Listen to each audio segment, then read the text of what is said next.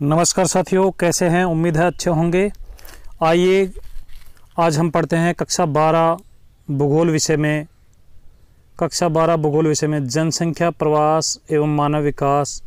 और आज का हमारा टॉपिक रहेगा साथियों मानव विकास।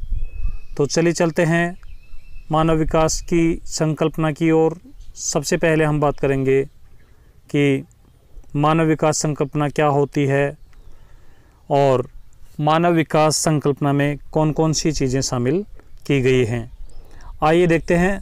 सबसे पहले हमारे पास यहाँ पर मानव विकास संकल्पना। मानव विकास से तात्पर्य मानव के विकास के सर्वांगीण विकास से है। इस संकल्पना का प्रतिपादन पाकिस्तानी अर्थशास्त्री महबूब उल हक और भारतीय अर्थशास्त्री प्रोफेसर अमर्त्य सेन ने किया। साथियों, मानव विकास से तात्पर्य मनुष्य के सर्वांगीण विकास से है। अब मानव विकास का उद्देश्य क्या है? मानव विकास का जो उद्देश्य है, मानव जीवन में सुधार लाना और मानव के लिए विकल्पों में वृद्धि करना। और मानव विकास का जो लक्ष्य है वो है मानव कल्याण, अर्थात मानव प्रजाति का कल्याण हो। यही मानव विकास संकल्पना का लक्ष्य है। अब हम बात करते हैं कि मानव विकास एक बहुआयामी संकल्पना है जिसमें न केवल आर्थिक विकास को बल्कि विकास के अन्य पहलुओं को भी शामिल किया गया है। तो आइए देखते हैं कि मानव विकास में कौन कौन से पहलुओं को शामिल किया गया है। साथियों, सबसे पहले हम बात करें कि मानव विकास एक बहुआयामी संकल्पना है। यहाँ पर प्राचीन समय में मानव विकास से तात्पर्य केवल आर्थिक विकास से हुआ करता था, अर्थात जिस देश में प्रति व्यक्ति आय अधिक है, जिस देश की इकोनॉमी अच्छी है, उस देश को मानव विकास की अच्छी श्रेणी में रखा जाता था। लेकिन वर्तमान समय में मानव विकास एक बहुआयामी संकल्पना बन गई है जिसमें आर्थिक विकास के साथ साथ मानव के सामाजिक विकास, सांस्कृतिक विकास, राजनीतिक विकास और मनोवैज्ञानिक विकास और इसके अलावा नैतिक विकास पर बल दिया जाता है। साथियों, आपको पता है आर्थिक विकास से तात्पर्य यहाँ ऐसे है कि मनुष्य के पास यदि अर्थव्यवस्था अच्छी है, धन दौलत है, संपत्ति है, तो वो मनुष्य का आर्थिक विकास कहा जाता है। सामाजिक विकास से तात्पर्य यहाँ पर ये है कि मनुष्य एक सामाजिक प्राणी है और मनुष्य समाज में रहता है। यदि उसका समाज में ताना बाना अच्छा है, उसके आचार विचार अच्छे हैं, उसका व्यवहार अच्छा है, समाज शांतिपूर्ण व्यवस्था के माध्यम से एक अच्छी संगठित व्यवस्था में है, तो इस प्रकार का जो समाज है उसको विकास की श्रेणी में रखेंगे। सांस्कृतिक विकास में मनुष्य के जो सांस्कृतिक गुण हैं उनके विकास से है, जैसे उसका रहन सहन कैसा है, उसकी वेशभूषा कैसी है, बोली भाषा कैसी है। राजनीतिक विकास से तात्पर्य साथियों मानव के राजनीतिक जो भागीदारी है उसमें मानव कितना बढ़ चढ़ कर हिस्सा ले रहा है, कितनी उसको जागरूकता है, मनुष्य को राजनीतिक अधिकारों की जागरूकता है या नहीं है। अभी हम देखते हैं जैसे बहुत सारे ऐसे देश हैं जहाँ पर मानव में या मनुष्य में या वहाँ के नागरिकों में राजनीतिक चेतना का अभाव है। लेकिन कुछ ऐसे भी देश हैं जहाँ पर राजनीतिक चेतना बहुत व्यापक स्तर पर देखने को मिलती है। महिलाएं भी राजनीति में बढ़ चढ़ कर हिस्सा लेती हैं। तो इस प्रकार राजनीतिक विकास भी मानव विकास का एक अंग है। मनोवैज्ञानिक विकास और नैतिक विकास, मानव का नैतिक विकास भी होना बहुत ज़रूरी है। यदि ये सारे पहलुओं का विकास है तो मनुष्य की ऐसी स्थिति को हम मानव विकास की स्थिति कहते हैं। आइए चलते हैं अब नए कंसेप्ट की ओर। सबसे पहले यहाँ पर हमारे पास आ रहा है मानव विकास सूचकांक। मानव विकास सूचकांक क्या होता है, ये कैसे तैयार होता है? साथियों, मानव विकास की जो स्थिति है उसको मापने के लिए विश्व स्तर पर संयुक्त राष्ट्र संघ के एक अभिकरण संयुक्त राष्ट्र विकास कार्यक्रम, जिसे हम UNDP भी कहते हैं, इसके द्वारा सन 1990 से प्रतिवर्ष एक मानव विकास प्रतिवेदन या मानव विकास रिपोर्ट जारी की जाती है, जिस रिपोर्ट के आधार पर ही हम यह बता पाते हैं कि कौन सा देश मानव विकास की अच्छी स्थिति में है और कौन से देश में मानव विकास अभी अच्छी स्थिति में नहीं है। तो साथियों, मानव विकास सूचकांक क्या होता है? विभिन्न राष्ट्रों के बीच मानव विकास की स्थिति बताने के लिए संयुक्त राष्ट्र विकास कार्यक्रम UNDP द्वारा सन 1990 से प्रतिवर्ष मानव विकास रिपोर्ट जारी की जाती है, उसे ही हम मानव विकास सूचकांक कहते हैं। और मानव विकास सूचकांक जो होता है साथियों, उस सूचकांक का मान 0 से 1 के बीच होता है। अब ये जो सूचकांक होता है, ये साथियों मुख्य रूप से 3 बिंदुओं पर आधारित होता है। 3 बिंदु कौन से हैं, आइए देखते हैं। सूचकांक के आधार बिंदु। सूचकांक के आधार बिंदु सबसे पहला होता है शिक्षा का स्तर, अर्थात किसी देश में साक्षरता दर कैसी है, लोग कितने पढ़े लिखे हैं, ये भी सूचकांक निर्माण में सहायता करता है, अर्थात इसको भी ध्यान में रखा जाता है। उसके बाद आर्थिक स्तर देखा जाता है। आर्थिक स्तर में साथियों प्रति व्यक्ति आय को देखा जाता है, प्रति व्यक्ति आय कैसी है। तो तीसरा हमारा जो आधार बिंदु है वो जीवन प्रत्याशा है। जीवन प्रत्याशा से तात्पर्य साथियों क्या है?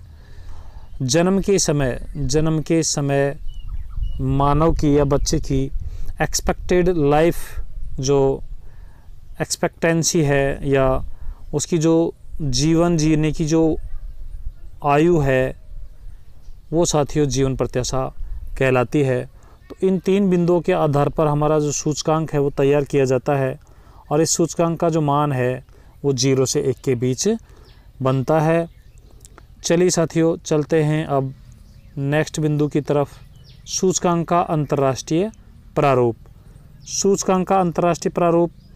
सूचकांक के आधार पर विश्व के देशों को 3 श्रेणियों में बांटा गया है। साथियों, हमारे पास जो सूचकांक तैयार होकर आता है, उस सूचकांक के जो मान हैं उनके आधार पर संसार के देशों को हम 3 भागों में बांट देते हैं, 3 श्रेणियों में बांट देते हैं। सबसे पहली श्रेणी है उच्च मानव विकास श्रेणी।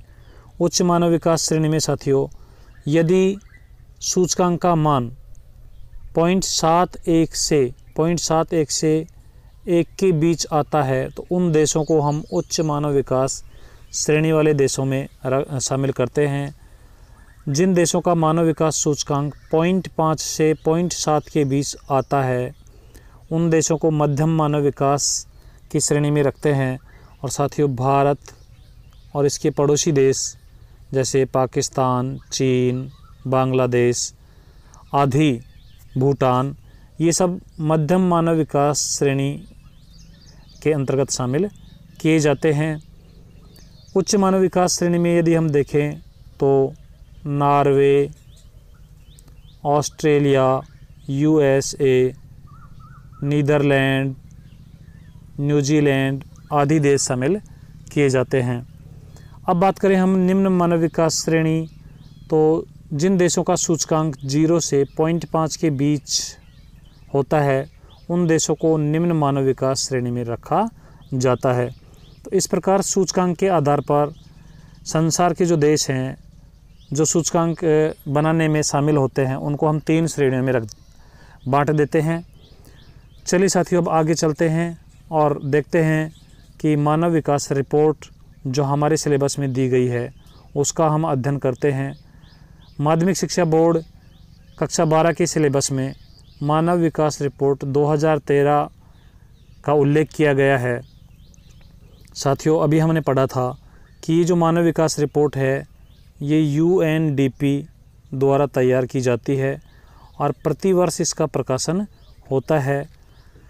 साथियों, 2013 की जो मानव विकास रिपोर्ट थी उसमें कुल मिलाकर 186 देशों को शामिल किया गया और उन 186 देशों को जब हम 3 श्रेणियों में बांटते हैं तो उच्च मानव विकास श्रेणी के अंतर्गत 94 जो कंट्रीज हैं, 94 देश हैं, उनको शामिल किया गया।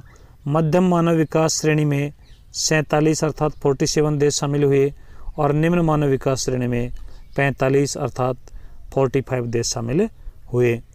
यदि हम बात करें कि मानव विकास रिपोर्ट 2013 में पहला स्थान किसने प्राप्त किया, तो साथियों पहला स्थान प्राप्त किया है नॉर्वे ने, और इसका जो सूचकांक है वो है 0.955। 0.955 के साथ नॉर्वे पहले स्थान पर है, ऑस्ट्रेलिया दूसरे स्थान पर, यूएसए तीसरे स्थान पर, नीदरलैंड चौथे स्थान पर और न्यूजीलैंड 5वें स्थान पर है। साथियों हमारा जो भारत है 2013 में इसका जो मान है, सूचकांक है, वो 0.554 है और इसको स्थान मिला है 136। हालांकि चीन का जो सूचकांक है वो हमसे थोड़ा बेहतर है। पाकिस्तान, बांग्लादेश और भूटान भी मध्यम मानव विकास की श्रेणी में रखे गए हैं।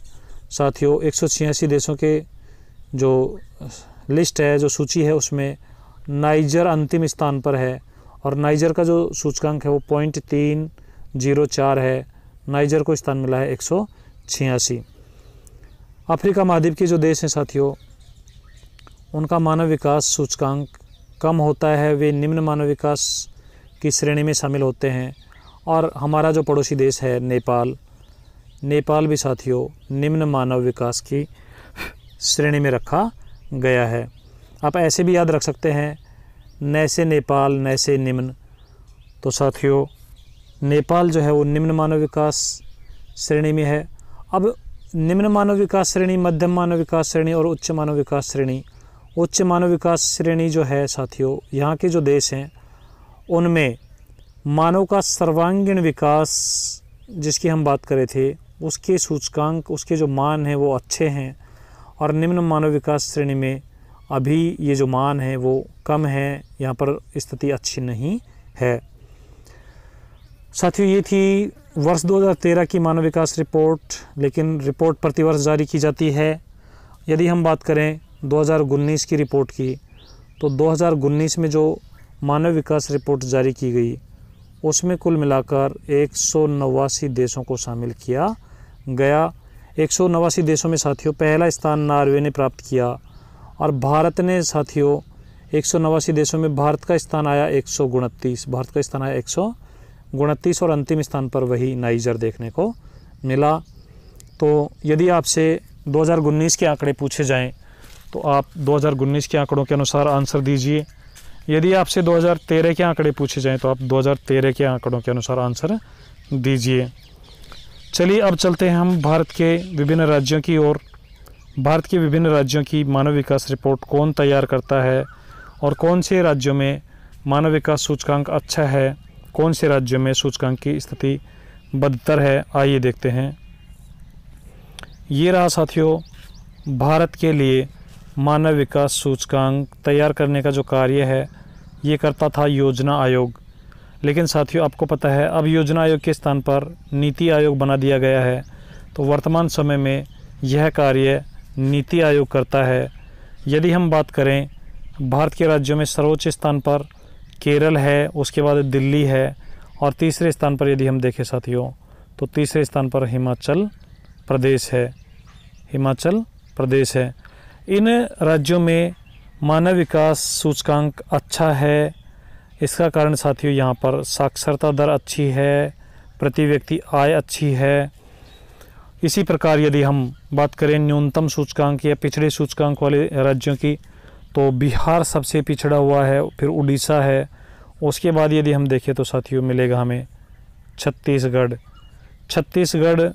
उड़ीसा, बिहार, इन राज्यों का मानव विकास सूचकांक न्यूनतम है। यहाँ पर साथियों साक्षरता दर न्यूनतम होने की वजह से और प्रति व्यक्ति आय न्यूनतम होने की वजह से, इसके अलावा यहाँ के जो ऐतिहासिक और सामाजिक कारण रहे हैं उनकी वजह से भी यहाँ का सूचकांक कम रहा है। तो ये था साथियों हमारा मानव विकास की संकल्पना, मानव विकास सूचकांक और उसके आधार पर अंतर्राष्ट्रीय स्तर पर सूचकांक का प्रारूप, देशों की 3 श्रेणियाँ।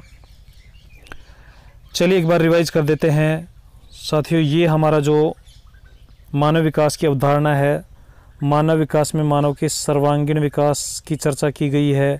उसका आर्थिक, राजनीतिक, सामाजिक, सांस्कृतिक, मनोवैज्ञानिक और नैतिक विकास की बात की गई है। मानव विकास संकल्पना का प्रतिपादन साथियों पाकिस्तानी अर्थशास्त्री महबूब उल हक और भारतीय अर्थशास्त्री प्रोफेसर अमर्त्य सेन ने किया और 1990 में ये अवधारणा इन्होंने प्रतिपादित की। प्रतिवर्ष मानव विकास सूचकांक तैयार करने का कार्य यूएनडीपी करता है और पहली रिपोर्ट इसने 1990 में जारी की थी। वर्ष 2013 की रिपोर्ट की यदि हम बात करें तो वर्ष 2013 की रिपोर्ट में 186 देशों को शामिल किया गया। उन 186 देशों में से पहले स्थान पर रहा साथियों नॉर्वे और 136वें स्थान पर मिला है भारत को और 186वां स्थान मिला है नाइजर। ये अफ्रीका महाद्वीप का एक देश है। इसी प्रकार साथियों यदि हम बात करें 2019 की मानव विकास रिपोर्ट की तो 2019 की जो मानव विकास रिपोर्ट है उसमें शामिल किया गया 189 देशों को। पहले स्थान पर नॉर्वे, 129वें स्थान पर भारत और अंतिम स्थान पर नाइजर।